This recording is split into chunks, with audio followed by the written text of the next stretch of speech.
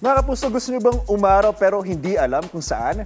Bumisita na sa Pasig River. Yes, you heard it right. Pwedeng mabusog ang mata sa bagong makikitang pasyalan dyan. At yan ang kwentong kalye ni JM Encinas. JM? Anjo, nakapag-Pasig River Esplanade na ba ang lahat? Kung hindi pa, nako, good news dahil tuloy-tuloy yung pagpapaganda ng napakagandang lugar na ito. Pero ano ba yung dapat na makita ng ating mga kapuso sa pagpunta rito? Yan ang balita sa lungsod ng Maynila.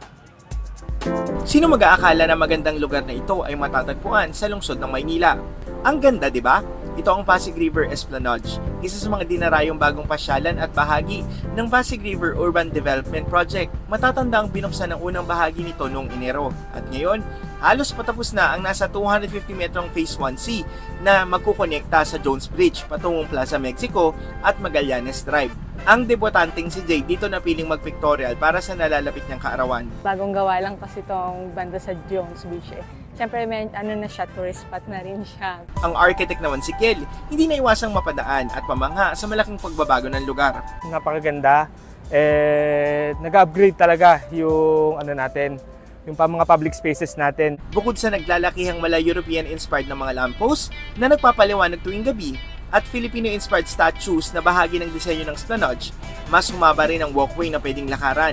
Nilagyan din ito ng view deck, bike lanes para sa mga siklista, at magkakaroon din daw ito ng mga commercial shops para sa mga gustong magnegosyo. Mula dito sa Jones Bridge, nandito tayo ngayon sa kung tawagin nga nila ay view deck na bahagi ng Pasig River Esplanade Phase 2. Pwede itong lakaran, takbuhan at daanan ng mga bisikleta para makatawid ng ligtas dito naman sa bahagi ng Binondo Intramuros Bridge. 8 esplanade ang planong gawin sa kabuuan ng 25 km long stretch sa gilid ng Pasig River na planong tapusin sa loob ng 3 taon.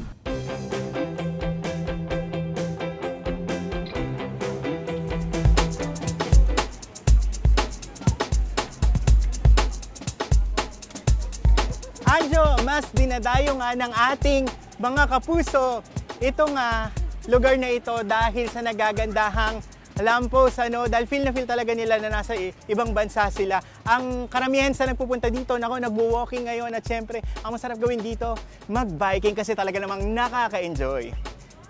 Live mula dito sa lungsod ng Maynila, ako si JM Encinas at yan ang kwentong kalyeng dapat alam mo. Anjo!